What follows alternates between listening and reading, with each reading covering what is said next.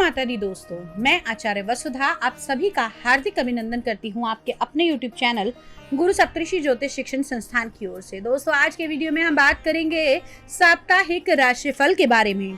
कैसा रहेगा 31 जुलाई 2023 से लेकर 6 अगस्त 2023 तक का ये सप्ताह ग्रह गोचर की दृष्टि से आपके कारोबार के, आपकी लाइफ के, आपके हेल्थ के लिए, आपके लाइफ पार्टनर के लिए और आपके बिजनेस के लिए। जानेंगे तमाम वो बातें जो आपके जीवन से जुड़ी हुई हैं। लेकिन उससे पहले आपसे अनुरोध करूंगी कि यदि आपने अब तक चैनल को सब्सक्राइब नहीं किया है तो प्लीज सब्सक्राइब कर दीजिए।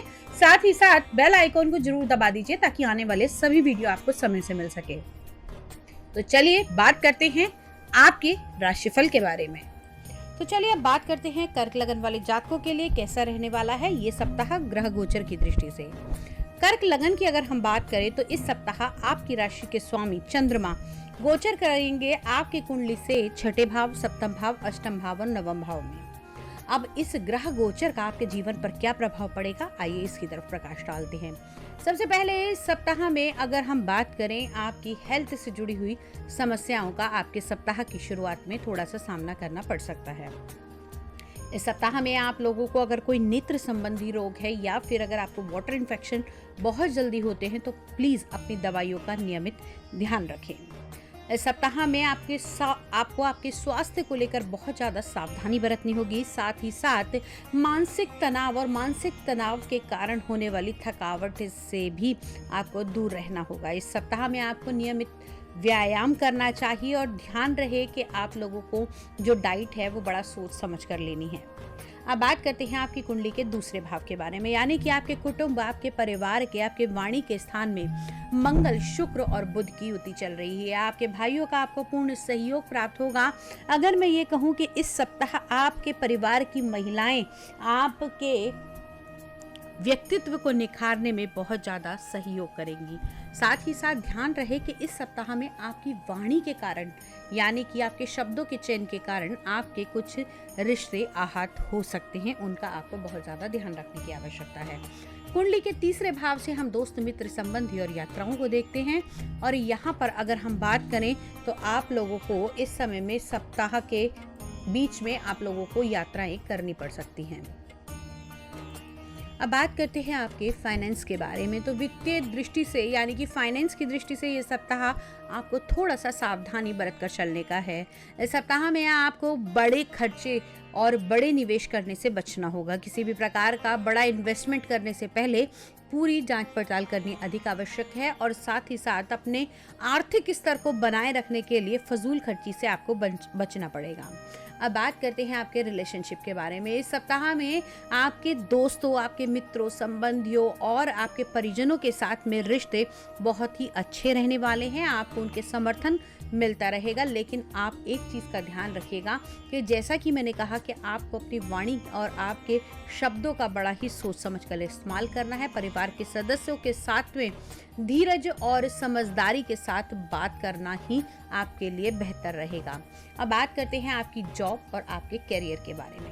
करियर की दृष्टि से इस सप्ताह में आप लोगों को सफलता हासिल करने को मिलेगी। मेहनत अधिक करनी पड़ेगी। अपने सबऑर्डिनेट के साथ में कुछ नई आप लोग परियोजनाएं भी बना सकते हैं। इस सप्ताह में आपको नए नए प्रोजेक्ट्स मिल सकते हैं और साथ ही साथ उन प्रोजेक्ट्स से आपको अपनी काबिलियत दिखाने का मौका भी मिलता हुआ दिखाई देगा। विवाह की बात करें तो वैवाहिक जीवन में इस सप्ताह में सुखद और समृद्धि पूर्वक एक माहौल बना रहेगा। आपके और आपके लाइफ पार्टनर, आपके पति और पत्नी के बीच में संबंध जो है वो बहुत अच्छे रहेंगे और एक दूसरों का समर्थन आपको मिलता हुआ दिखाई देगा।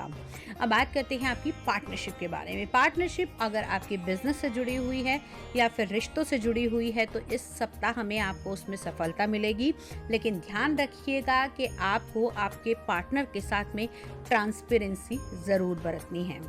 जो लोग डेली का इनकम जिनको होती है उन लोगों के लिए भी ये सप्ताह बहुत ही फ्रूटफुल रहने वाला है। अब बात करते हैं प्रेम संबंधों की, यानी कि आपके लव लाइफ के बारे में। तो दोस्तों, अगर हम लव लाइफ की बात करें तो आपको इस सप्ताह में अपने पार्टनर के साथ एक अच्छा समय, एक अच्छा माहौल हासिल होगा। इस सप्ताह में आप अपने पुरानी खटास को भी खत्म कर सकते हैं और जिंदगी में एक नई मिठास आपको मिलती रहेगी।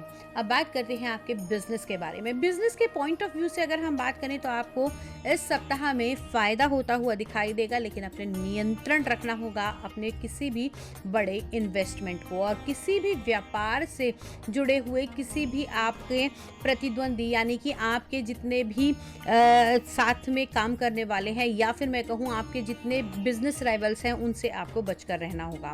इस सप्ताह में आप लोगों को नए अवसर तो काम के प्राप्त होंगे, लेकिन आपके लिए ये चुनौती भरा भी हो सकता है।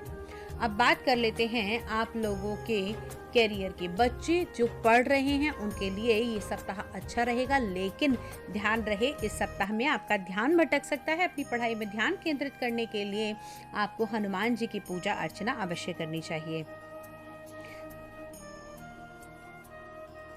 लकी कलर आप लोगों के लिए रहने वाला है गोल्डन रेड कलर, और लकी नंबर आप लोगों के लिए रहेगा नंबर 4।